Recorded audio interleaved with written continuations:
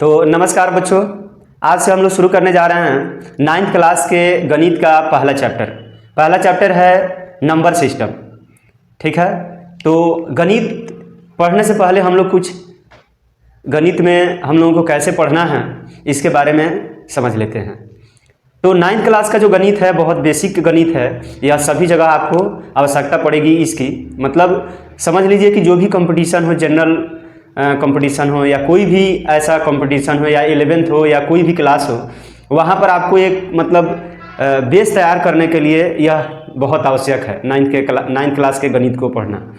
तो इसको अच्छे से पढ़ेंगे और जितने भी अच्छे क्वेश्चन हो सकते हैं, अच्छे कॉन्सेप्ट हो सकते हैं, इसको जानने का हम लोग प्रयास करेंगे।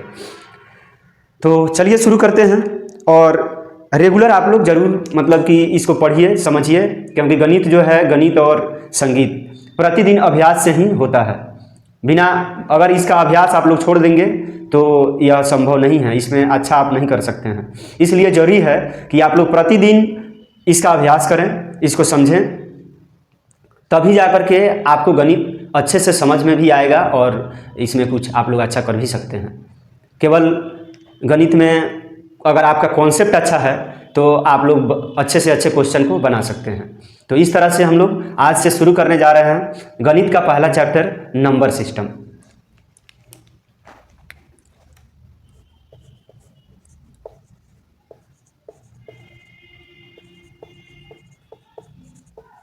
नंबर सिस्टम यानी कि संख्या पद्धति, यानी कि संख्याओं की क्या पद्धति है इसके बारे में हम लोग समझेंगे। संख्या क्या है, कैसे बना है, कौन सी मतलब किस प्रकार संख्याओं का नेचर क्या है, इन सभी के बारे में हम लोग देखने वाले हैं। तो नंबर सिस्टम में सबसे पहले आप लोग जानते हैं अंक होते हैं 9। कितने अंक हैं? एक्चुअली 10 अंक हैं, 10। ठीक, जैसे 0, 1, 2, 3, 4, 5, 6, 7, 8, 9, इन्हीं सबों को मिला करके संख्याएं बनती है। ठीक है, तो संख्याएं क्या है? संख्याएं जो हैं अंकों से बनती है।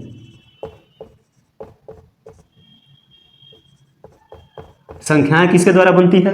अंकों द्वारा बनती है। अंकों के सहायता से जब अंकों को हम व्यवस्थित क्रम में सजा देते हैं तो इस प्रकार से विशेष प्रकार का संख्या बन जाता है।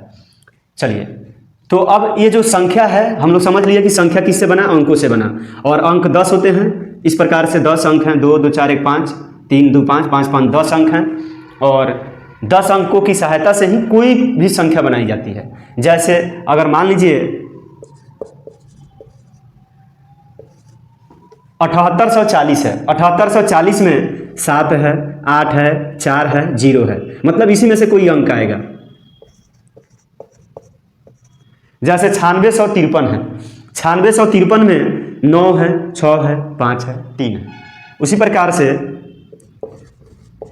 1005 है, तो इसमें 3 प्रकार के अंक हैं। जैसे 1 है, 0 है और 5 है, तो इसमें 1005 में 2 2 0 आया है, 2 0 आया है। तो इस प्रकार से कोई भी संख्या अगर बनेगा तो अंकों की सहायता से ही बनेगा। अब हम लोग जानते हैं संख्याएं, विभिन्न प्रकार की संख्याएं।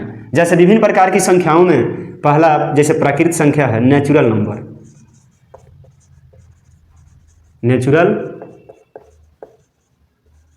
नंबर्स, इसको बोलते हैं प्राकृत संख्या। प्राकृत संख्याएं बोल सकते हैं या संख्या। अगर नंबर होगा तो संख्या, नंबर्स है तो संख्याएं। तो प्राकृत संख्या क्या है? प्राकृत संख्या नेचुरली जो हम लोग यूज करते हैं काउंटिंग में, मतलब ये नेचुरल नंबर है। हम लोग जो भी काउंटिंग में यूज करते हैं, जैसे कि हम लोग गिनते हैं किसी भी चीज को, तो हम लोग कहाँ से गिनते हैं?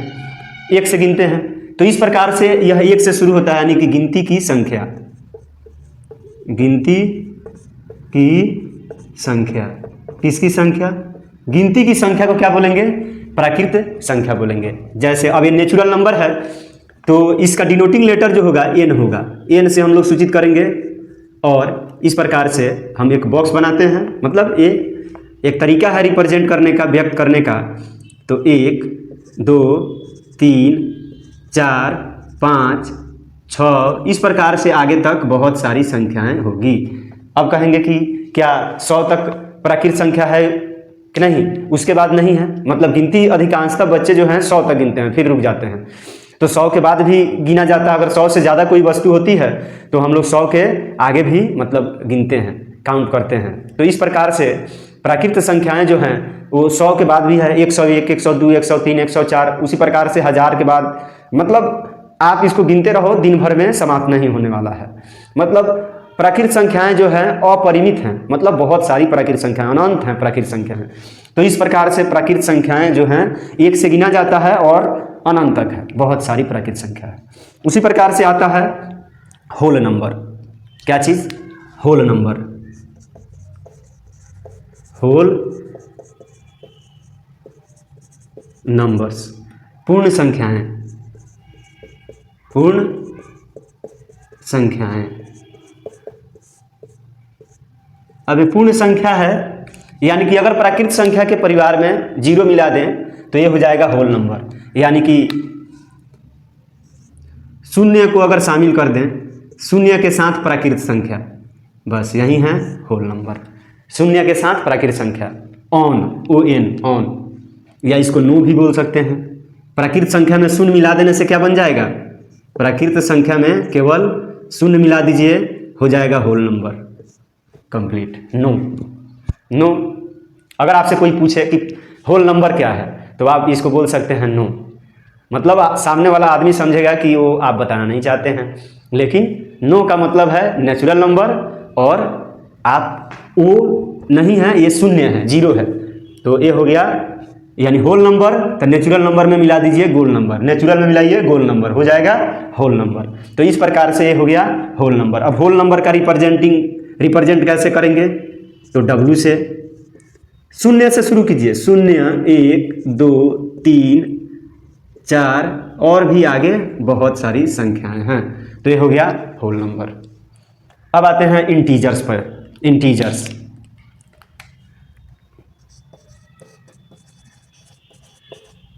इंटीजर्स यानी कि पूर्णांक।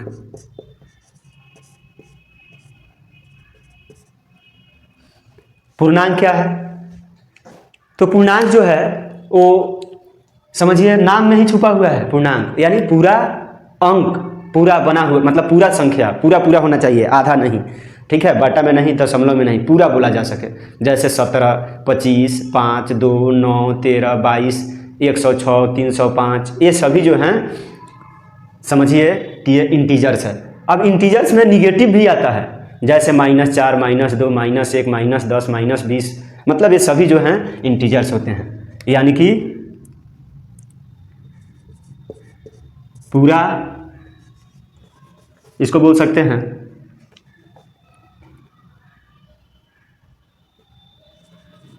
पूर्ण संख्या। पूर्ण संख्या, पूरा संख्या, हाँ पूरा संख्या हम बोल सकते हैं इसको, पूरा संख्या, ठीक। तो पूरा संख्या जो है वो है इंटीजर्स। अब पूरा संख्या, इसको डिनोट करने का तरीका, जैसे कि इसको रिप्रेजेंट किया जाता है आई से। अब इंटीजर्स जो होता है वो 2 टाइप का होता है, एक होता है पॉजिटिव प्लस भी पॉजिटिव, एक होता है निगेटिव इंटीजर्स। पॉजिटिव इंटीजर्स को हम लोग सूचित करते हैं, यहाँ पे प्लस दे देते हैं, और निगेटिव इंटीजर्स को सूचित करते हैं, आई देते हैं, माइनस दे देते हैं, निगेटिव इंटीजर्स।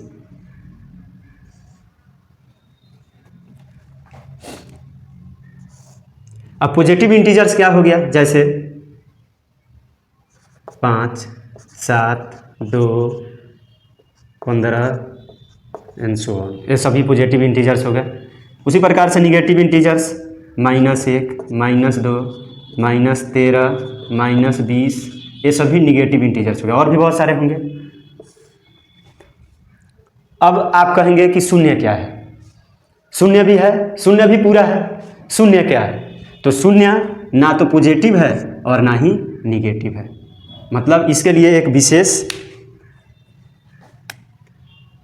शून्य ना तो पॉजिटिव है और ना ही निगेटिव है। तो इसको बोलेंगे, अगर पॉजिटिव के साथ मतलब ये हो गया, अगर शून्य को मिला दिए तो ये हो जाएगा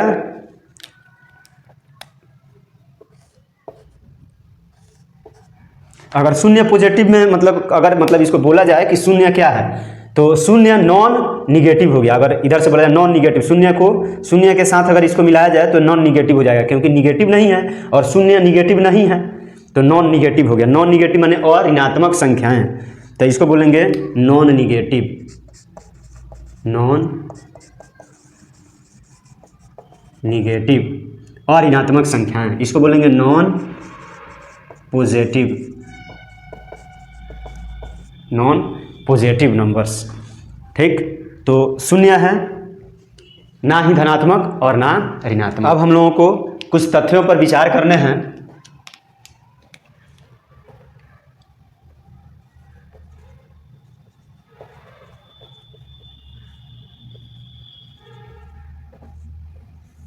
महत्वपूर्ण तथ्य हैं, जैसे अगर कहा जाए कि क्या प्रत्येक परिमेय संख्या पूर्ण संख्या, प्रत्येक परिमेय संख्या पूर्ण संख्या है, तो है।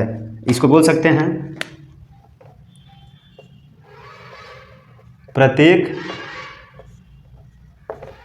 परिमेय संख्या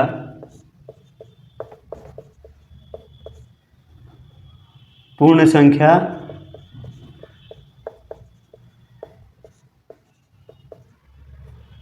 लेकिन क्या प्रत्येक पूर्ण संख्या प्राकृत संख्या है? नहीं है, इसका उल्टा नहीं होगा। प्रत्येक पूर्ण संख्या परिमेय संख्या, प्रत्येक प्राकृत संख्या हो, प्राकृत संख्या, प्रत्येक प्राकृत संख्या पूर्ण संख्या है, लेकिन प्रत्येक पूर्ण संख्या प्राकृत संख्या नहीं है। अच्छा,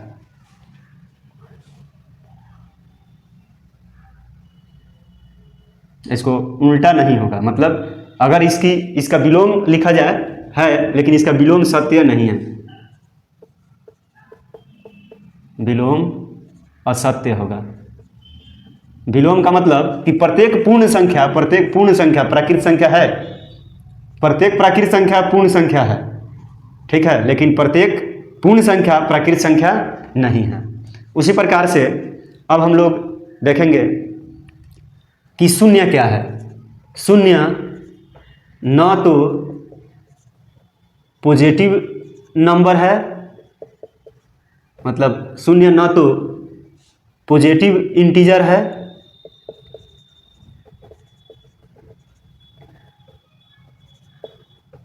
और न ही निगेटिव है। क्या है? तो यह नॉन पॉजिटिव है और नॉन निगेटिव है। Non positive and non negative है, दोनों है, ठीक है। तो ये इसके महत्वपूर्ण तथ्य हैं। अब हम लोग जानते हैं परिमेय संख्या के बारे में। परिमेय संख्या के बारे में, इसके बारे में, परिमेय संख्या के बारे में, रेशनल नंबर, रेशनल नंबर,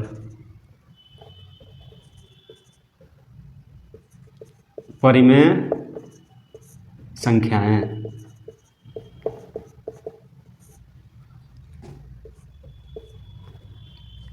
तो परिमेय संख्या का डेफिनेशन होगा, ध्यान देना है, परिमेय संख्या क्या है। तो इसके लिए 3 बातें जानिए।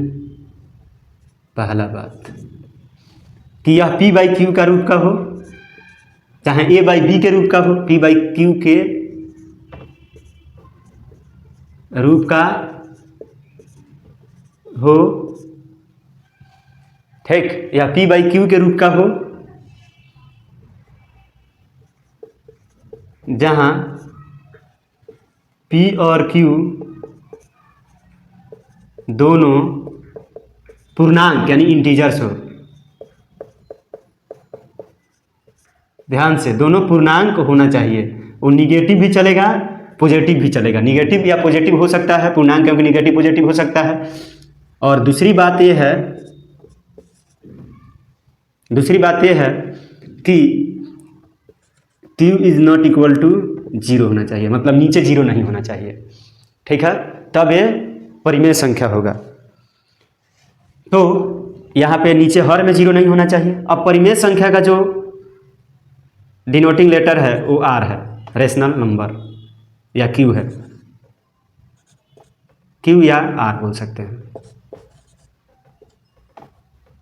अब क्योंकि परिमेय संख्या भी धनात्मक ऋणात्मक हो सकती है, क्योंकि जब पूर्णांक है तो दोनों धनात्मक ऋणात्मक हो सकता है।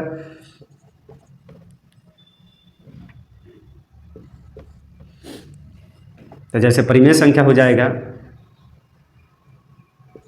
5/7, 9/5, -3/7, -1/5, -12/7।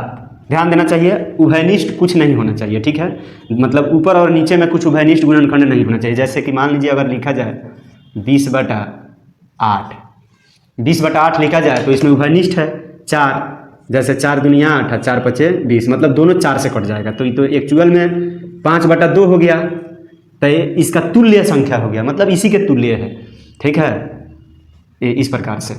तो इसमें उभयनिष्ठ नहीं होना चाहिए, जो भी चीज़ होना चाहिए पहले अगर कटने वाला है तो कटा लेना है, उभयनिष्ठ कुछ ना हो। तो इस प्रकार से यह परिमेय संख्या हो गया। अब बात आता है कुछ विशेष प्रकार के परिमेय संख्या, जैसे 3, क्या यह परिमेय संख्या है? हाँ, 3 परिमेय संख्या है, क्योंकि 3 को हम लोग लिख सकते हैं 3/1, p/q के रूप में लिख सकते हैं ना, तो जो p/q के रूप का हो उसको कहेंगे परिमेय संख्या। जैसे -11, तो -11 भी परिमेय संख्या है, क्योंकि इसको भी लिख सकते हैं -11/1, ठीक है। उसी प्रकार से जैसे 7/-5, तो ये भी परिमेय संख्या है, क्योंकि ऊपर भी पूर्णांक नीचे भी पूर्णांक। और हमेशा एक बात ध्यान दीजिएगा, नीचे अगर माइनस है तो इसको ऊपर दे देना होता है, ऊपर दे दीजिएगा, कोई दिक्कत नहीं है, नीचे रहे या ऊपर रहे एक ही बात है, क्योंकि संख्या तो एक ही है ना। तो इस प्रकार से परिमेय संख्या हो गया। अब बात है कि शून्य क्या है? शून्य परिमेय संख्या है, बिल्कुल है, शून्य परिमेय संख्या है, क्योंकि शून्य को लिखा जा सकता है 0/1। अगर आपसे पूछा जाए कि 5/7 में 5 क्या है, 7 क्या है? 5 है अंश, 7 है हर। यहाँ पे हर है 5, अंश है 9, अंश है -3, हर है 7, अंश है -1, हर है 5, अंश है -12, हर है 7। उसी प्रकार से इसमें 3 का हर क्या है? तो 3 का हर, जिसका हर नहीं उसका ये, यानी कि 1, किधर 1। -11 का हर क्या, नहीं दिख रहा है, 1। 7/-5 का हर क्या, तो -5 या 5 भी बोल सकते हैं, तब -7 अंश होगा। 0 का हर क्या, तो 1। याद रखिएगा हमेशा, क्योंकि शून्य के बारे में पूछा जा सकता है कि शून्य का हर क्या होगा, तो शून्य का हर 1 होगा। अब बात यह है कि अगर हम कुछ विशेष प्रकार के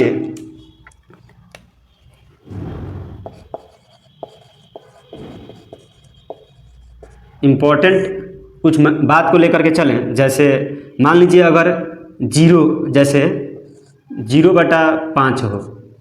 और एक बात है, शून्य का हर हमेशा एक नहीं होगा, शून्य का हर कुछ भी हो सकता है। शून्य का हर कहा नहीं जा सकता है कि क्या होगा। तो 0/5 जो है इसका ये भी 0 होता है, या 0/1 भी 0 होता है, या 0/13 भी 0 होता है, या 0/-7 भी 0 होता है। मतलब ऊपर अगर हर ऊपर अंश में 0 है तो टोटल का टोटल ये 0 ही होगा। तो यहाँ पे हर के बारे में हम निष्कर्ष नहीं निकाल सकते। अगर शून्य के बारे में पूछा जाए कि शून्य का हर क्या है, तो इसके बारे में हम निष्कर्ष नहीं निकाल सकते हैं। लेकिन 5 के बारे में पूछा जाए कि 5 का हर क्या है, तो 5 का हर 1 है, 7 का हर 1 है। तो इस प्रकार से हम शून्य के बारे में ये निष्कर्ष नहीं निकाल सकते हैं कि शून्य का हर क्या है। शून्य का हर कुछ भी हो सकता है, एनी इंटीजर्स नहीं, हाँ एनी इंटीजर्स, लेकिन शून्य नहीं, ध्यान देना है। तो शून्य नहीं होना चाहिए, शुरू में ही शून्य, हर में शून्य नहीं होना चाहिए, ये तो नहीं रहेगा, लेकिन एनी इंटीजर्स हो जाएगा। तो शून्य का डिनोमिनेटर यानी कि हर जो होगा वो n इंटीजर्स हो सकता है लेकिन शून्य नहीं हो सकता है। अब रही बात, ये तो ऊपर अंश में 0 है तो 0 हो गया। कहने का मतलब 3 बातें याद रखेंगे आप लोग हमेशा, ये 3 बातें हमेशा पूछा जाता है। जैसे 0/n 0, n/0 अनडिफाइंड और n⁻0 1। ये 3 बातें याद रखें।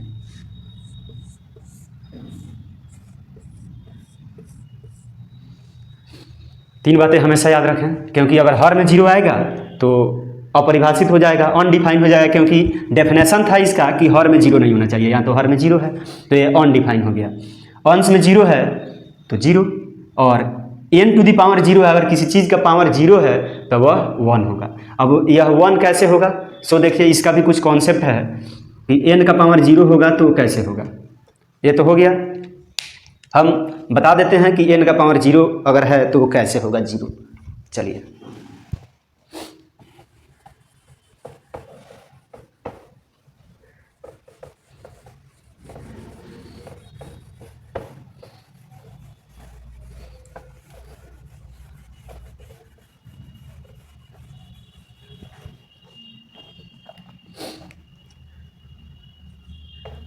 n का पावर 0 बराबर 1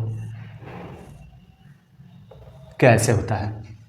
ठीक है, अब घात घातांक का नियम आप लोग जानते होंगे। चलिए, हम आपको घात घातांक के बारे में भी बता देते हैं। a⁻, जैसे कि ऐसे लिखा हुआ है, इसको बोलते हैं बेस। यह जो है इसमें यह बेस है, और इसको बोलते हैं पावर। ठीक है, ये बेस है और यह है पावर। तो बेस जो है इसको बोलेंगे a⁻m। बोलेंगे क्या? a⁻m, a⁻m, मतलब इसी के बारे में बोला जा रहा है। ठीक है, यानी कि a बेस है, पावर m है। उसी प्रकार से इसको 7q बोलते हैं, 7q, मतलब 2 को स्क्वायर बोलते हैं, 3 को क्यूब बोलते हैं। लेकिन अगर पावर 4 हो तो पावर 4 बोलेंगे। अगर यहाँ पे मान लीजिए 2⁴ तो इसको 4 ही बोलेंगे। 7⁻3 भी बोल सकते हैं, लेकिन 7q बोलते हैं, 7q 2⁴ बोलेंगे। तो इसमें ये सभी 3 पावर है, इसका 4 पावर है। ठीक है, तो उसी प्रकार से अगर किसी चीज़ का जैसे a⁻m और फिर a⁻n हो, दोनों गुना में हो, बेस समान है, पावर अलग अलग है, पावर को जोड़ लेंगे a⁻m + n। अगर बेस समान है अब भागा में हो तो इसको क्या कर लेते हैं? पावर को घटा लेते हैं। इसको हम ऐसे भी लिखते हैं a⁻m भागा a⁻n, तो a⁻m - n हो गया, मतलब पावर को घटा लेंगे। उसी प्रकार से यहाँ पर है n⁻0, तो क्या हम लिख सकते हैं n⁻, कुछ भी यहाँ बराबर से बराबर में घटा दीजिए कुछ भी, तो हम क्या लिख लेते हैं n⁻x - x। x में से x जाएगा 0 हो जाएगा, चाहे 1 में से 1 जाएगा 0 हो जाएगा, हमें तो लिख ही सकते हैं ना। तो x - x कर दिए। अब आप जानते हैं पावर क्यों घटा है? पावर तभी घटता है जब बेस समान हो और पावर अलग अलग हो और भाग में हो। तो हम लिख सकते हैं n⁻x अब घटा n⁻x, समान समान दोनों, n⁻x n⁻x कैंसिल आउट हो गया और मिला हमको 1/1 यानी कि 1। तो इस प्रकार से सिद्ध हो गया कि n⁻0 1 होता है।